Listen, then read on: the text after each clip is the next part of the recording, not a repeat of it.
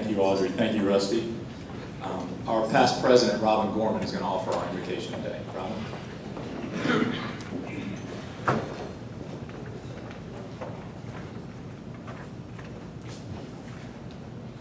Please join me in a prayer of thanksgiving.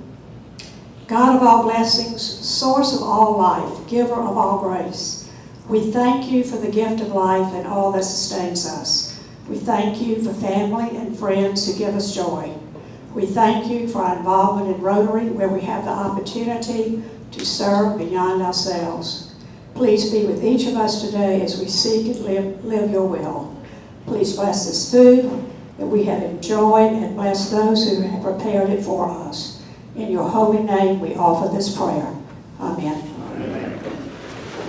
Thank you, Robin. Everybody, while you're taking your seats, Amanda Strickland is on her way up to introduce our visiting Rotarians and guests. And while Amanda's on the way up, I just want to remind everybody about the cart buckets sitting on your tables. Please give generously to the cart fund and holding change real quick.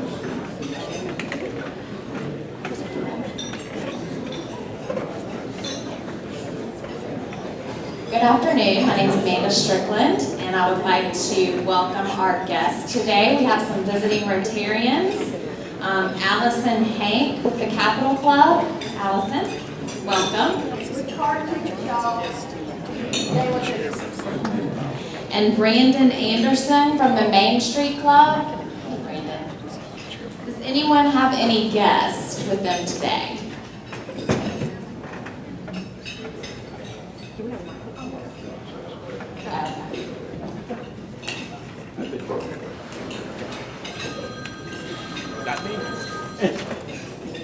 Thank you. I'm Libby Gover, and I have as a guest Quasi, our speaker, Cheryl Swanson, who is, and I don't know, that's Vice President of the Convention Center, okay? And also, John Hardy is a visiting Rotarian, but he is here as the chairman of the board of the Midlands Authority also, and is there anybody else? Scott's going to speak, so he's good. That's it. Those are guests of our speaker and me.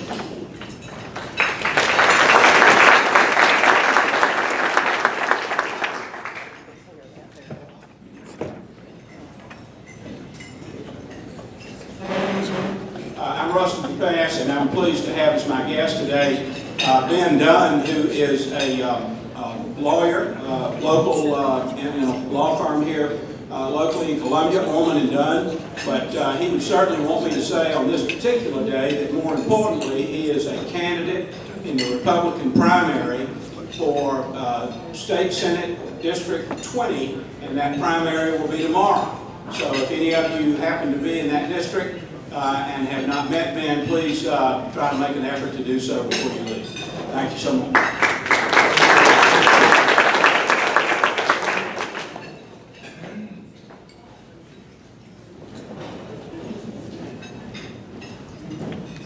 Good afternoon. I'm Carrie Powers, and today I have with me my friend Beth Carrick. She is Councilwoman-elect for Lexington County, and she represents my chamber district over in the Irmo side. So welcome, Beth.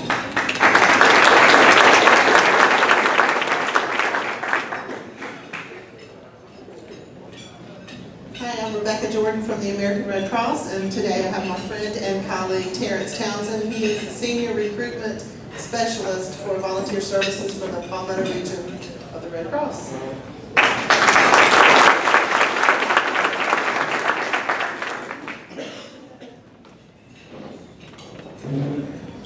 Okay, welcome to our guests. Have a great day.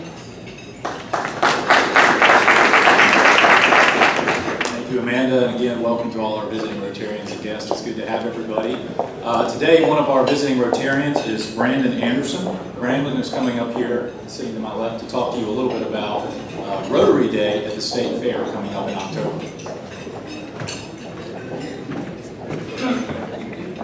Hey, everybody. Here we go, man. Y'all are good-looking Rotarians, man. Y'all are distinguished. And it is an honor to be here to serve. I am the membership chair for the Main Street Rotary Club. We meet every Thursday. We were meeting at the Agape Conference Center. However, some of you may know they are turning that into a quasi-technical Topgolf kind of thing. It's very thing. The Middletons have invested in the infrastructure there. We are now meeting at our Rotary clubs on Thursdays at 12:30 at the Grand. And if you've not been to the Grand, it is an outstanding facility. How many of you guys been on Main Street lately? A lot different, huh? It was awesome. I'm very honored to be a charter member of the Main Street Rotary there, and we're a young, dynamic group bringing a lot of talent, and we've been trying to find our foothold of where we want to go. But really, what we've got some great minds, and I wish I could take the credit for it, is how we're going to do our fundraising. And a couple of guys were like, you know what's kind of a big deal down in Columbia? The fair. How many people have been to the fair? How many got kids? Take the grandkids to the fair. We do a little bit of people watching, eat some fried butter, have a great time, you know?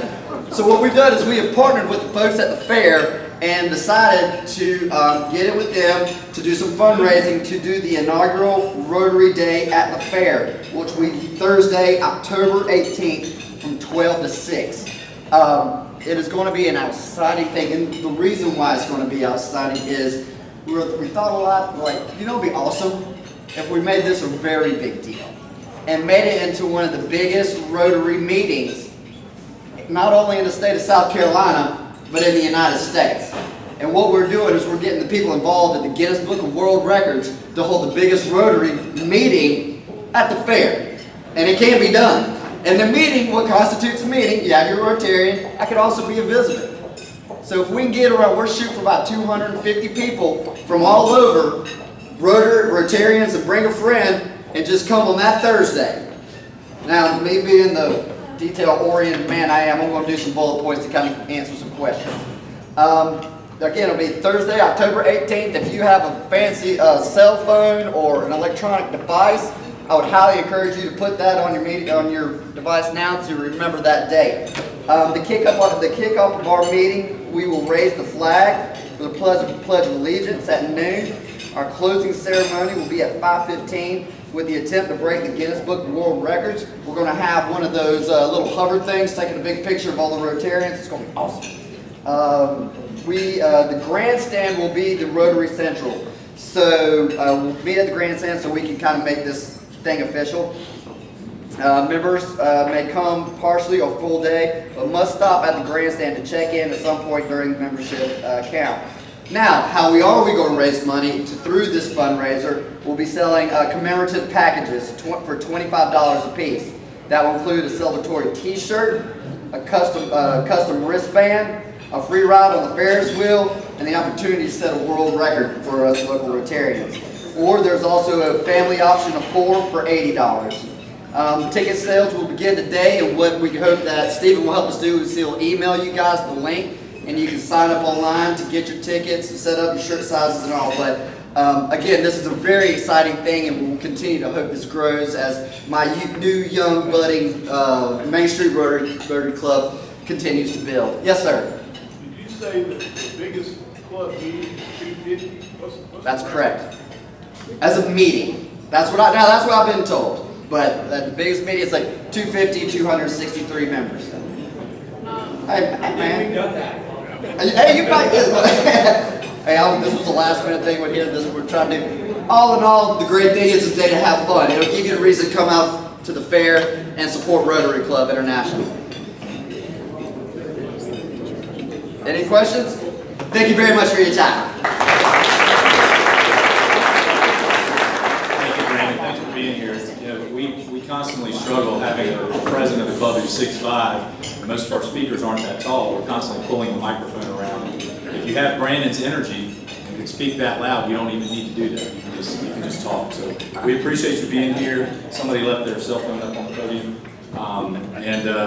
What's going on? Oh, there's my wife. Okay, all right. All right, I was here. All right. We'll definitely post the October 18th date on our newsletter as well as the sign up. So thanks for being here. Andy Shane, where are you? Right up front, Andy. Andy will be delivering health and happiness for us today.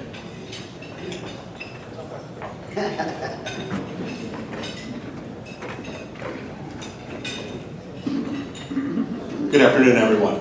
So this is the first time I'm doing health and happiness, so bear with me. First of all, an update on JT. I got several updates this morning from about JT, that he's doing well after his latest procedure. In fact, he's doing a little bit of traveling, and he'll be back fairly soon, maybe even a little sooner than he expected, so that's good to hear. MZ Wilkins was honored as a 2018 Women of Influence event, apparently one of only 22 women.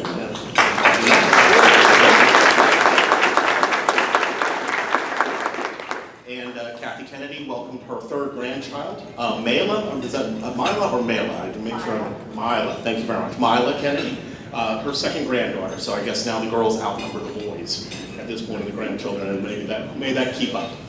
I was asked to do health and happiness, and I said, I've listened. I've been a member now for about 8-9 months at this point, so I've heard a little bit of everybody, and I sort of wanted to have my own thing.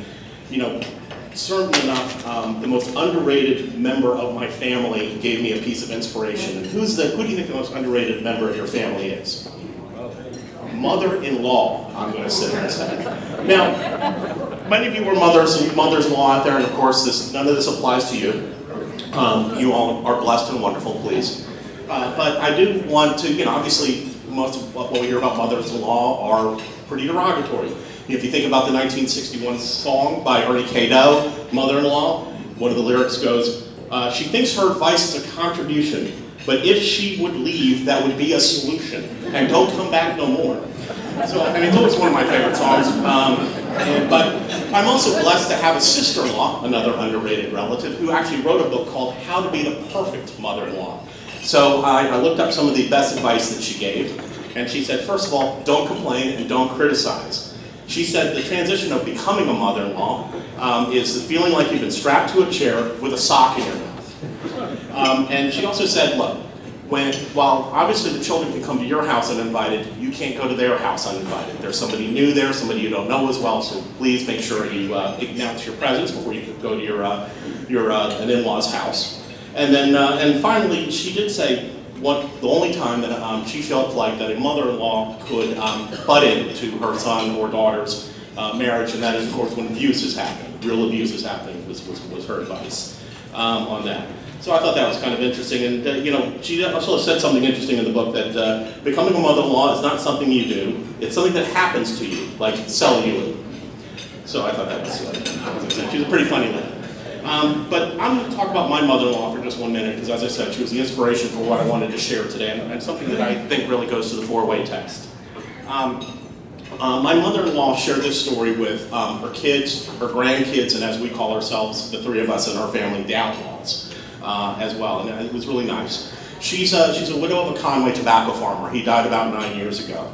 Granddaddy was a huge Gamecock fan. If they had 9 guys in the field, he still thought they had a chance to win. He also was the kind of guy who, he had about a 15-20 minute trip to Walmart, and it would turn into 2 hours because we called him the mayor of Walmart. He would just greet everybody. One day, my mother-in-law recently needed a doghouse for her German Shepherd puppy, Hobart. And for those of you who don't know what a German Shepherd puppy is like, imagine sort of the emotional control of a sugar-crazed toddler that's about the size of a compact car. So she needed a pretty large doghouse. So she called the local Tractor Supply store. Again, they live out in what we call UCLA, Upper Conway, Lower Aner. And they didn't have one. And so she called about 4 or 5 other places. None of them had the right size. But she remembered there was a Tractor Supply store in Georgetown. That's about 45 minutes away. And fortunate enough, she got a young man on the phone who said, yes, we have one dog house the size that you want for the Buick of a dog that you've got. So he said, will you do me a solid? Hold it for me. I'm going to drive down right now and get it. And he said, great, give me a name, where you're from. And she gave her name. Her name's Alice Edge, and she said she's from Conway. There was a sort of a beat or two, and he said, do you guys have that farm on 501? She said, yes. And Jerry, you're Jerry Edge's wife? Yes. And then he proceeded to say, Mr. Edge was the nicest man I think I've ever dealt with. He came in with a smile, he treated everyone so nice, he always had good things to say, he was always helpful. He was a wonderful man. And he said, and they were talking for a moment, and he said, look, I live your way, I don't live too far from the Tractor Supply store near you. At the end of my shift, I'm going to bring the doghouse up, you can pick it up locally so you don't have to go drive down to Georgetown. So my mother-in-law made a point of driving, of course, to meet the young man who ended up bringing the doghouse from Georgetown to Conway and thanking him for all the kind things that she said to Granddaddy, about Granddaddy. So going back to, of course, the story that she's sharing with us again, she has all of us there, and she's looking at all of us telling this story. And she just said one thing that really stuck with me. She said, find your Tractor Supply store guy. Find that guy who is a stranger, who is someone you don't deal with every day, who you're kind to, you're nice to, you're always positive with, who will talk about you long after you're gone. And that really stuck with me, the whole idea that in this day and age of where we're just kind of pinging off of everything, that we take that extra minute, we take that extra time to be kind to a whole bunch of people so that when, God forbid, we move on, they'll sit there and say, he was a good guy or she was a good woman. And I just think that's, as I said, it was something that really hit all of us. And, and of course, I had to, at the end of this, of course, then my mother-in-law wondered why I didn't have a new car. But she never sits there and says those kinds of things. She's actually a wonderful lady, and I really appreciate her for that. But I just wanted to share that story with you to carry on that message that hopefully every day you can find your Tractor Supply store guy. Thank you.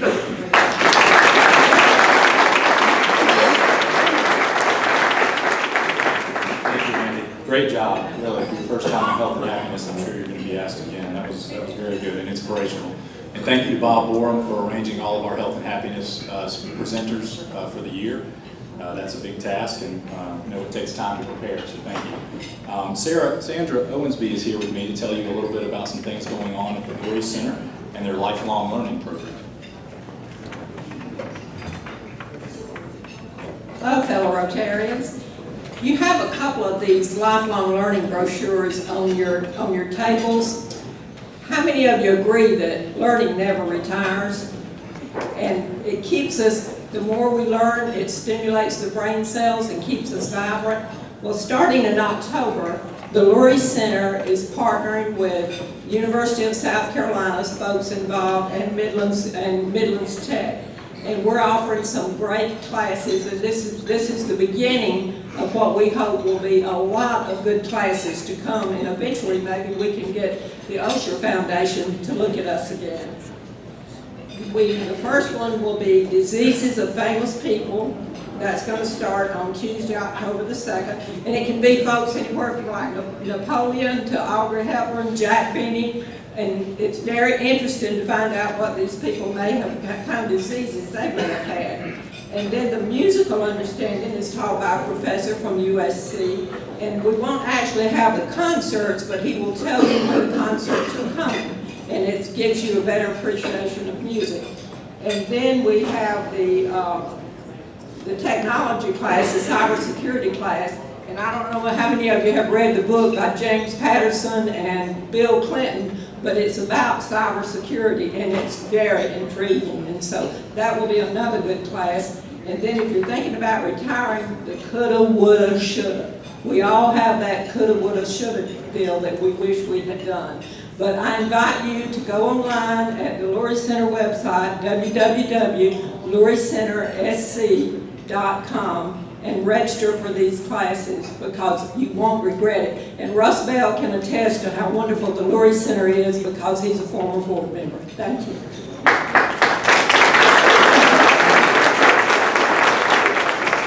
Thank you, Sandra. Thank you for sharing that with us today. I don't know if you've noticed, but our newsletter has been greatly improved over the last few weeks, and all the credit is due to Cynthia Giles sitting right down here. There's a lot of information in there. Really good information in there. So if you want to know what's going on with our club, please take a look at that newsletter, not only about our speakers, but our upcoming events, and pretty much super nuts everything about the Columbia Rotary Club. So please check that out. A couple of club announcements for you all. On September 5th, that is the Wednesday after Labor Day, we are going to have a club social at Terra, which is located in West Columbia. This is actually circling on the PowerPoint presentation, and it's also in the newsletter now. This social is being sponsored by Shives Funeral Home, so if you see Randolph Shives, please thank him. It's very, very kind of him to do that. It's just going to be cocktails, hors d'oeuvres. It's going to be at 5:30 at Terra on September the 5th, so please put that on your calendars and make an effort to be there. Our food packing project, scheduled for September the 22nd, seems to be very popular so far. We've had a lot of people express interest in it. We've got a sign-up sheet, an obnoxiously large sign-up sheet located to the right over here. There's also information on our newsletter of who you can contact. Anderson Bass, his email address is included in there also, so please sign up for our food packing project on this 22nd of September. Rusty DePass has left a piece of paper on every table with a list of Rotarians for whom we do not have a photo. It's very important that you either get in touch with Rusty or Robin Gorman, and we can either have your photo taken or you can submit a photo. It would be good to do so we can have it on our district directory, and that way, you know, if you're sitting next to someone you're not quite sure who it is, it's always helpful to be able to search by name and, you know, confirm that's who you're looking for with that photo. So please update your photos. And the last announcement I have, Allison Hank is here. Allison is a visiting Rotarian. Past President John Backus could not be here, but he sold you, many of you, cart gala tickets for this weekend. So Allison has those, so please see her after the meeting to pick up your tickets. And it's not too late to buy tickets for the gala, also coming up this Friday night. So that is all of the announcements I have, and now I'm going to ask Libby Gober to come and introduce our speaker.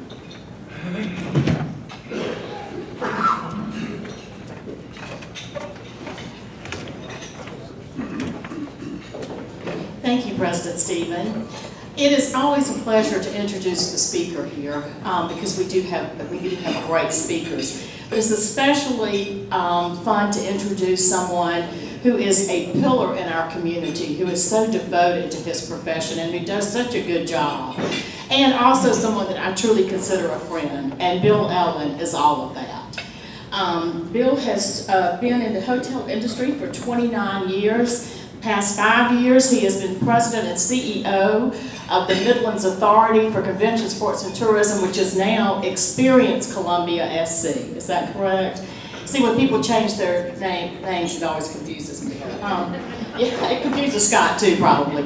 And he has served as president of the Columbia Hotel Association, the South Carolina Hotel Association, past chairman of the South Carolina Tourism Council, and he currently serves as vice chair of the South Carolina Travel and Tourism Coalition. With his lovely wife, Jackie, they have 3 children, and they do reside in Columbia. I would ask you to please welcome a wonderful member of our community and a dear friend, Bill Ellen.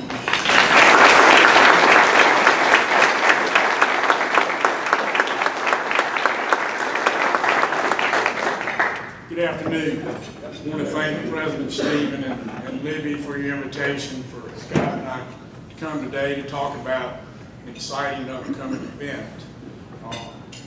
At Experience Columbia SC, we work every day to bring groups, conventions, and visitors to our community. I'm happy to say that last year, a lot of people don't realize how many people come to Columbia as a visitor, as a tourist. A lot don't think we have tourism.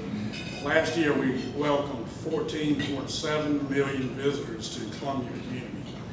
It's the Columbia region to include Richland and Lexington County. That's an increase of 200,000 visitors over the previous year. So we have a lot of people that want to come to visit and experience what we see and experience every day.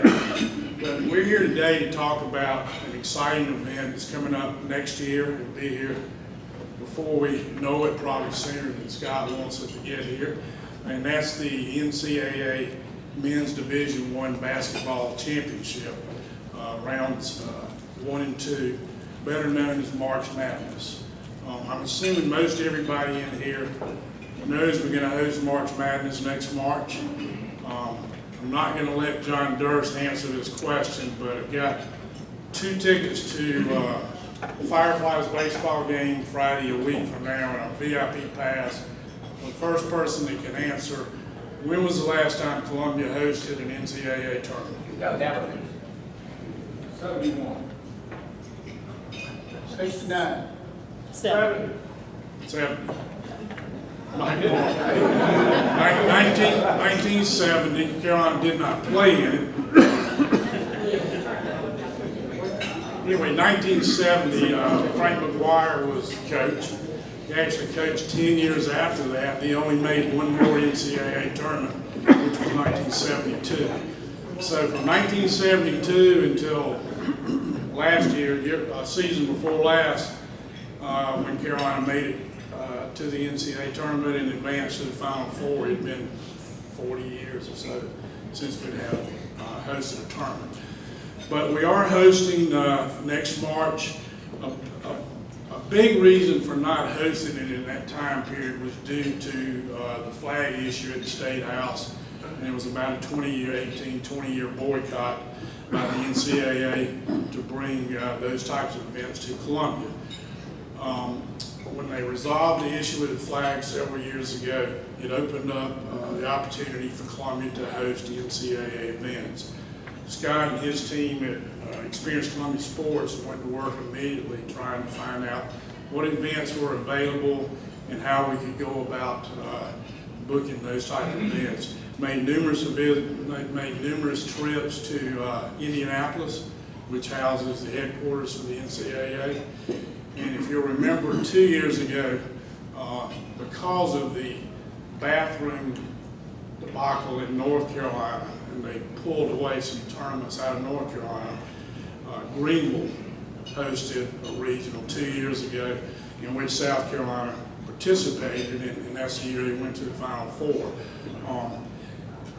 You can play in states, you cannot play in your host facility. So although we're hosting the tournament next March, South Carolina, should they make the tournament, would have to play elsewhere. You're not allowed to play in your home court.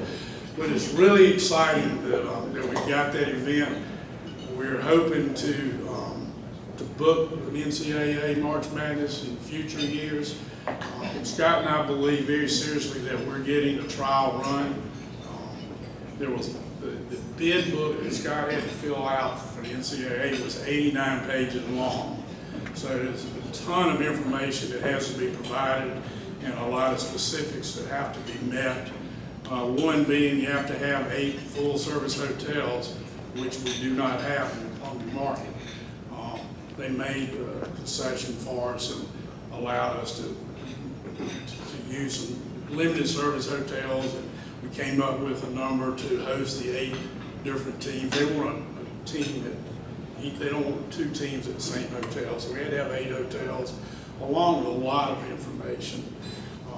And we were able to win the bid, as well as we also won the bid for the NCAA Division II Women's Collegiate Golf National Championship for 2022, which will be hosted at Wood Creek Farm. So we got 2 events, we're working on others. But as I started to say, we think we got a trial run. So by them making concessions to us to get basketball tournament back in South Carolina, back in Columbia, they overlooked a few things that we were short on. Going forward, I'm not sure they'll do that unless the fan experience is just over the top. And that's kind of what we want to talk about today.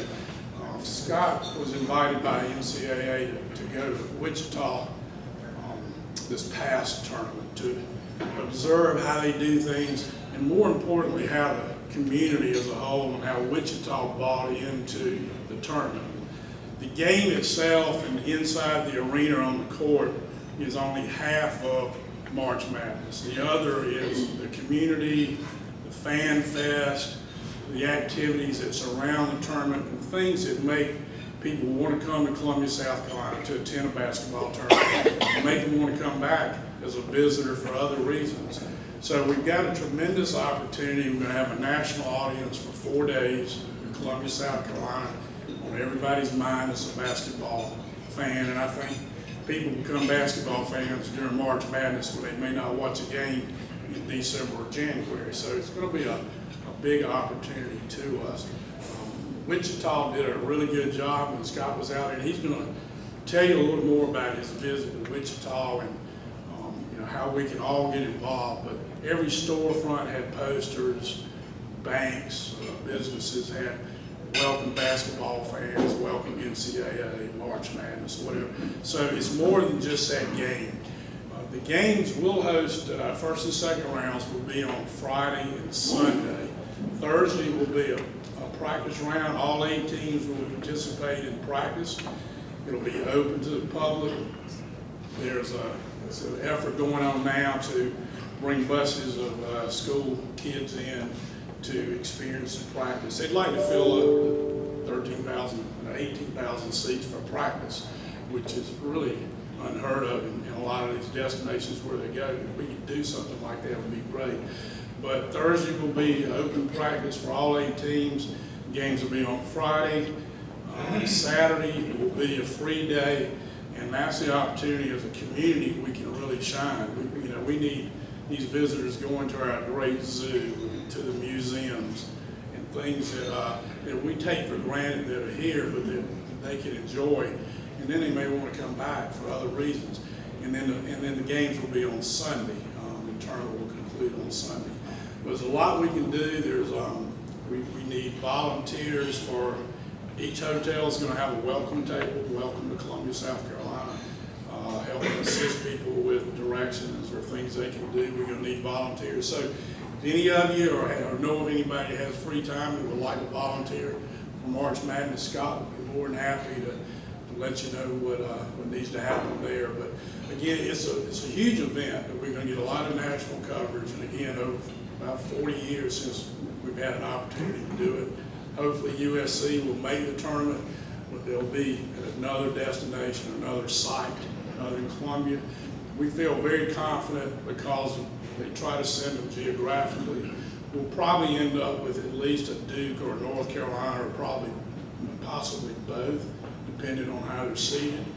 But either one, North Carolina or Duke, will be a huge draw, and I think we'll have a really good tournament here in Columbia, and just want everybody to feel excitement, and as it gets closer, if you'd like to get involved in any way, there are opportunities. At this time, I'm going to introduce Scott Powers, who's the director of our Experience Columbia Sports. Elliot, I'm sorry. Bill, what are the full-service hotels that they do consider here? Well, we got a Hilton, Marriott, and the Sheraton downtown. We got the DoubleTree, the I'm not sure what, I don't think it has a flag right now. It used to be the Burgess Ramada with Holiday Inn out on I-77 in 2 nights. That's a full-service hotel. The Embassy Suites, and then the Holiday Inn across from the old Coliseum. We had to use, and they've been great to work with, but we're using the Hampton Inn, which is not a full service. We're using the Hyatt Place, which is not a full service. So they allowed us to slide a few things that normally they don't do. And if you pay attention to March Madness tournaments, they're always in a Charlotte, Greensboro, Raleigh. Those 3 cities in North Carolina get them just about every year. So we took one from somebody, I think, probably Charlotte. I'm sure Charlotte's going to do everything they can to get it back. So we really have to shine, and it really doesn't have to be a major big city like a Charlotte or Atlanta. Columbia can shine with the best of them, and we can really enhance the fan and the visitor experience as well as anybody. So I mean, it's going to be up to really the community to wow the NCAA and say, hey, that was a great tournament, a great place to be. Everybody enjoyed it. But they did slide through a few hotels that were limited service. In fact, I think the NCAA staff and the media are staying at the Hampton Inn and the Hyatt Place. Was there another question? What's the criteria they're going to use, the NCAA will use to judge whether this was a successful venue? Butts and seats, or? Yeah, well, obviously, yeah, if they can fill the place up, and if Saturday's going to be a big day. There's not going to be a basketball game, so if everybody's bored and sitting in a hotel room waiting on the next day with nothing going on, they'll notice those things. So we need, and we've got things planned. We're going to do a fan fest. There's going to be events, I'm sure, in Five Points and the Vista. I think the Music Farm's going to have some entertainment going on. There are things being planned, but I think the downtime outside of the actual basketball game makes as much difference as the game itself. Obviously, the number of people in seats and the excitement there is very important, but again, that's only half of it. 50% of it is what we make happen. Any other questions about it? Yes, ma'am. Bill, when you talk about volunteers, do you have a handle on the number that you need? And the reason I'm asking is, and maybe Scott can answer that. Scott's going to talk a little bit more about that because he went out in Wichita and actually saw what they were doing, so he's got better. Because I'm thinking like Rotary Club, you know, I mean, Stephen's our president, I can't speak for the club, but, you know, maybe we could coordinate something within our club to get volunteers from our club. That's exactly what we need, and that would be great. And it could be a number of clubs and organizations that do that. Any other questions before? What is the number that you anticipate coming for the tournament? Well, we think it'll be 20,000 plus, and I know it sounds like you only have 18,000 seats, but there are basketball fans that just want to be at the destination with all the activities going on, and they'll hit the sports bars and, you know, make a 3 or 4 day weekend out of it. So we think somewhere around 20,000, maybe a little over 20,000 people coming to Columbia. A lot of them for the first time. All right, with that, I'm going to introduce Scott Powers, who is our director for Experienced Columbia Sports. Scott came to Columbia, well, he graduated from the University of South Carolina, worked at the Plantation Club in their sales and marketing before joining the marketing team at USC Athletic Department, and was there a number of years before coming to Sports Council, which is now Experienced Columbia Sports, which actually I got to applaud John Durst, one of your members here. Sports Council was actually born around 1995, maybe a little sooner. John and some area business guys saw the opportunity when the Olympics were in Atlanta in 1996, and it was opportunity to bring some of those teams in to do some training. And I think they got 13 different teams to come to Columbia and practice and train for the Olympics. So Sports Council was born out of the 1996 Olympics in Atlanta, and Scott's been with us since 2004, so 15 years, and has brought numerous events. A lot of them you don't know about, you never heard. 2 years ago, he brought the national championship for Quidditch. Quidditch, I did not know at the time, if you're a Harry Potter fan, which I'm a little too old for that, but it was a sport where they flew around with broomsticks and played soccer on broomsticks. And it's become a big sport. We had 59 different colleges, UCLA, University of Texas, came to Saluda Shoals and had a tournament 2 years ago. Brought in about 6,000 people from across the U.S. And so he's bringing those types of events, trying to think outside the box. Frisbee golf, he's looking at, if you've seen any of this drone racing on TV where they race drones through buildings, he's looking anywhere that could bring visitors to Columbia and will spend money and leave tax dollars. So March Madness is going to do that. NCAA estimates that the NCAA first and second rounds will generate between $9 and $11 million in our community. That's pretty significant. So without anything else, I'll introduce, I think we've got a short video first, and then Scott's going to come up and tell you about his Wichita trip and let you know how you can get involved. And thank you so much for having us today. Appreciate it.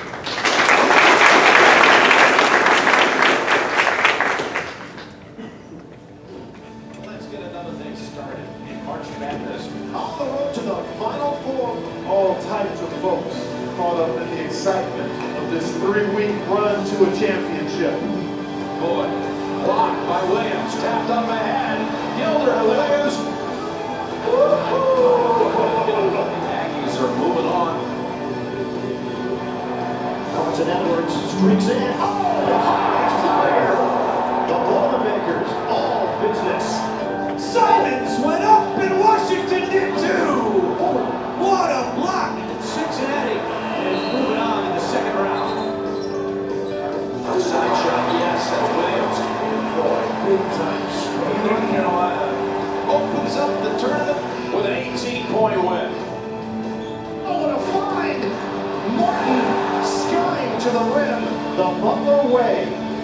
piling up wins in the NCAA tournament. Carter off the bounce, attacks, and one. Javon Carter's too much for the Racers. The 5 seed West Virginia survives the test. It's going up, elbow, here it goes, and it's good! Unlimited! And the Thundering Herd are ready to party. It's been 31 years since Marshall has been here at the Big Dance, and you pull off the upset. How does this feel? Real good.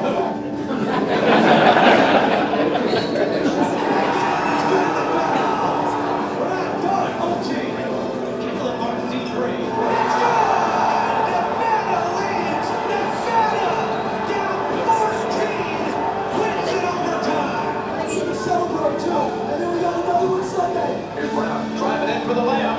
K-State, they were ready. And one to stop the Herons, dragging the other Tigers on his shoulders. Already survives.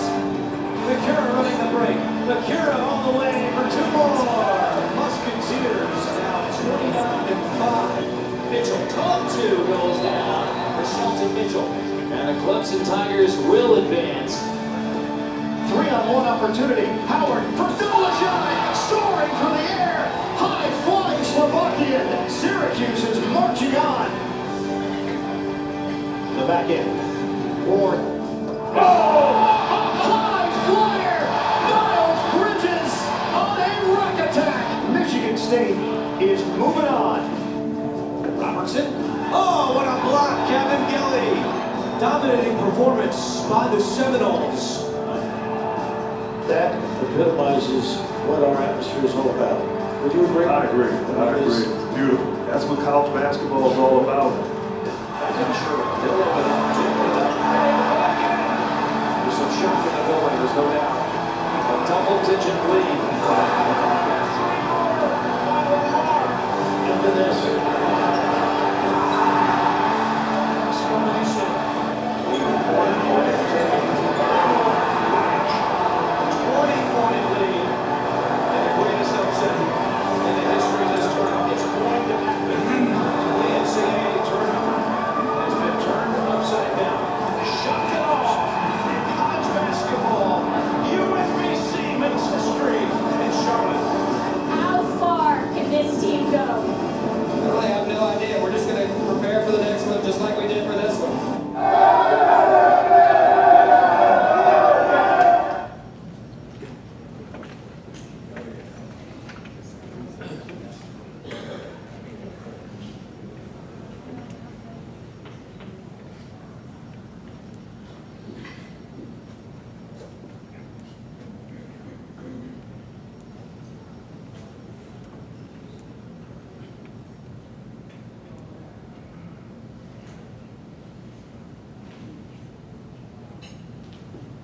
Awesome. Thank you. Sorry about that.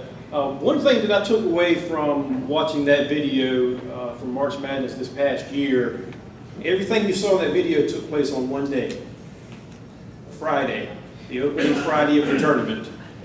Here in Columbia, we'll have an opening Friday as well. We play on Friday and Sunday, as Bill mentioned.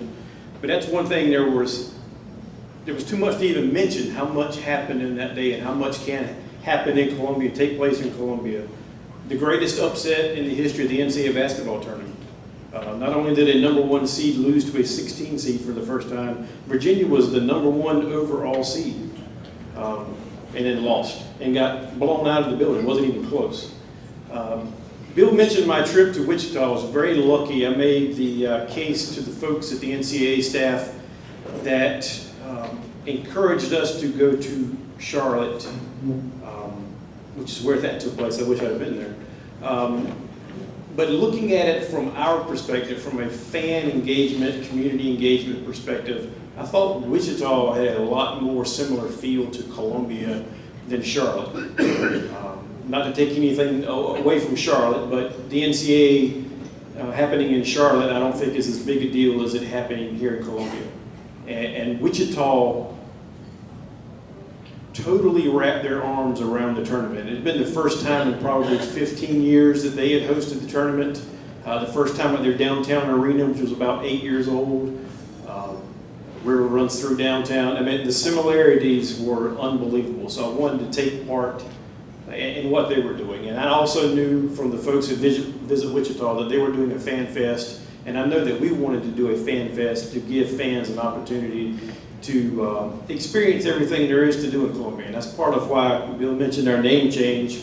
We don't want people to just visit Columbia. We want them to actually experience it once they get here. And so it has a little bit better explanation of what we do. But when I walked around that Tuesday, they started playing on Thursday. I walked around on Tuesday. You've got to remember, teams were announced Sunday night, and then they came in on Tuesday. And I did not pass a storefront. I walked from the hotel, the media hotel on the river, all the way to the arena and back, and I never passed one storefront, one door, one window that did not have a welcome to Wichita, an NCAA poster in the window, something welcoming all the 8 teams that were coming. They just found out 2 days before who the teams were that were coming to Wichita, and they already had that figured out.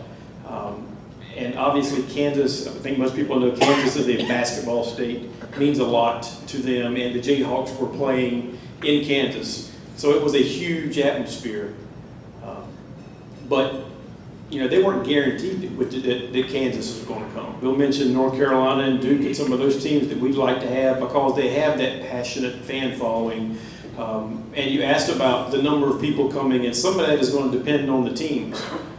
Duke people, North Carolina people will come whether they have tickets or not, knowing that they have the opportunity to buy them once they get here. All the tickets will be sold. I don't think it hasn't sold out in 20 years. So we know that all the tickets that we are selling, that the arena selling, will be sold as a book of 6 tickets between $240 and $300. And I know that sounds like a lot, but when you're guaranteed 6 games of a national championship type caliber tournament, it's not too bad. But they know that if Savannah State's here, or if San Jose State here, or Washington State's here, they're going to sell their tickets to the games they don't want to go to. So we're in a great situation. The next closest location to us is Jacksonville, Florida. Next closest after that is Columbus, Ohio. So we are very well positioned to get teams that travel well for basketball. I know, being in SEC country, we only think of Kentucky, but we have several Kentucky-type schools that will be bringing their fans into Columbia. So we're definitely excited about that. Bill mentioned putting this together. The RFP, I think the RFP was like 68 pages. What I turned back into them ended up being about 89 pages. And I know how many urinals are in the Colonial Life Arena. I know how many shower heads are in the Colonial Life Arena. It was that detailed. So it was something to go through, that was just a cut above what we've done here before. And obviously I have a little bit mixed feelings about hosting this event, or being able to bid on this event. It obviously is, to my business-wise, my biggest success so far.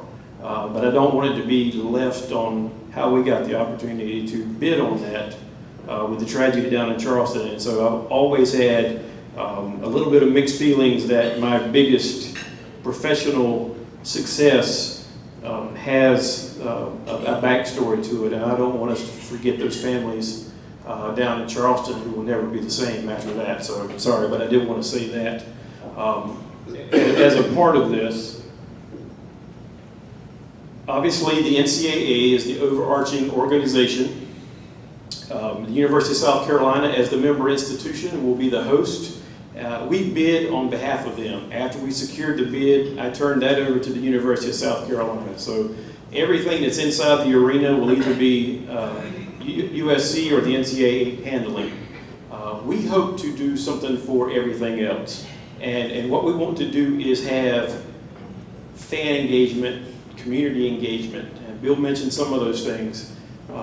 We do. The reason I'm speaking to civic organizations, this is my Fourth Rotary I've been to in 7 days, 8 days. So that was a pretty good whirlwind tour I'm on.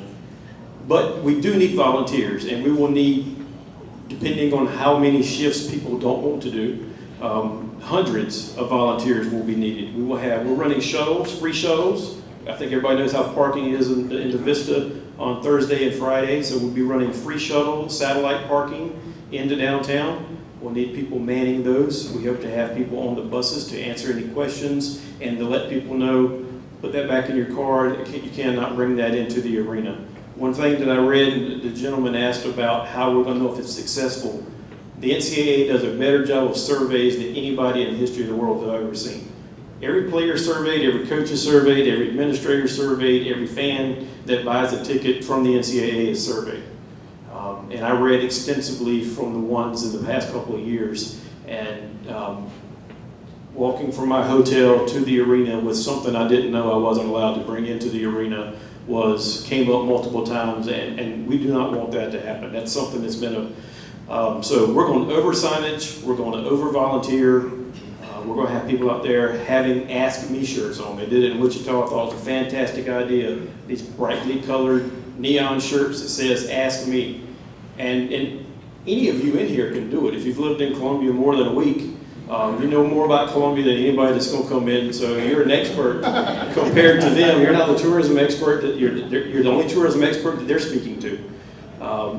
So don't feel like you have to be a tourism expert. There's no wrong answer. Where's a good place to get barbecue? Name them. You can name those. If you want to get sushi, you want to get poke. Anybody tried poke yet? Yeah. But those type things. We're going to need them at the hotels. We're going to have welcome tables. Those will need to be manned, and we want it to be like Columbia is a warm, welcoming place. We all know this. We all know how we were raised in the South and how we make people that move to the South believe the same things, the way we were raised. So it's going to be very exciting. It's going to be something that I think we will remember for a long time. Bill mentioned how many the North Carolina cities. This is year one of a 4-year bid. There were 4 years up for bid. We got the first one. That tells you how important and how much the NCAA wanted to come to Columbia. Bam, right off the bat, 2019. In 2 years, when we bid again for 4 more years, there are 5 cities in North Carolina and South Carolina that will be bidding. Somebody's going to be left out. Guess which city got left out in this 4-year run that we're starting this coming? Charlotte.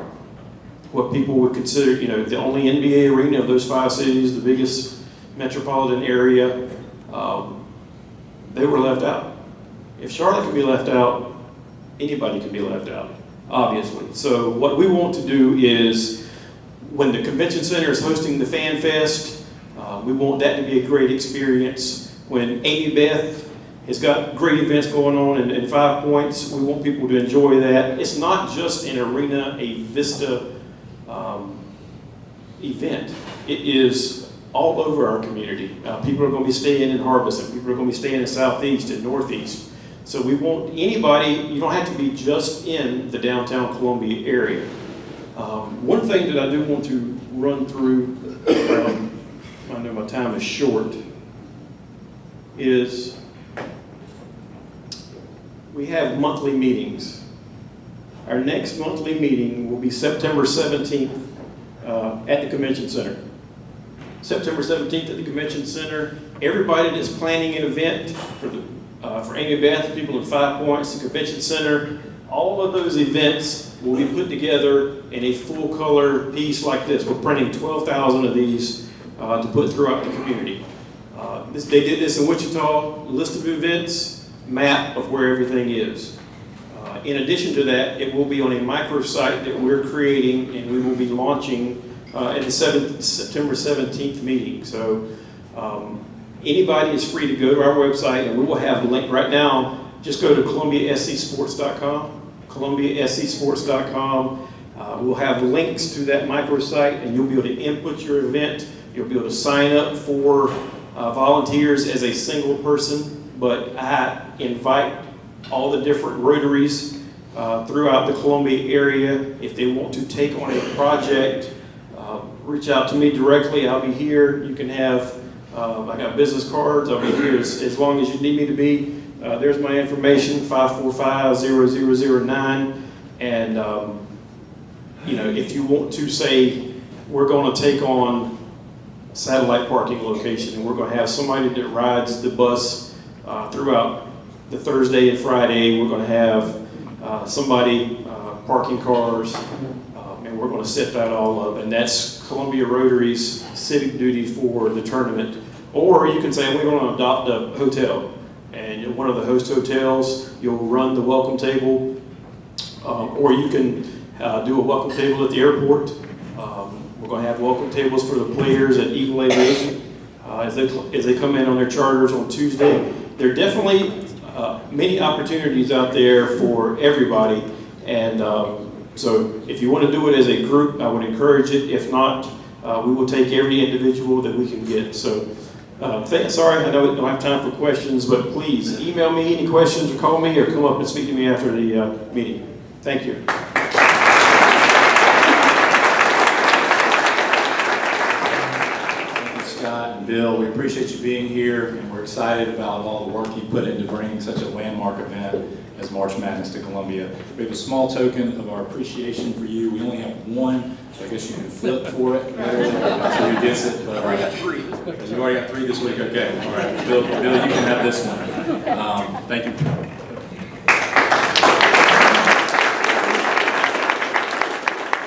President-elect Louisa, who do we have coming next week? Good screen, but probably won't work. Next week, and just in time for school, we have our State Superintendent of Education, Molly Spearman, singing this.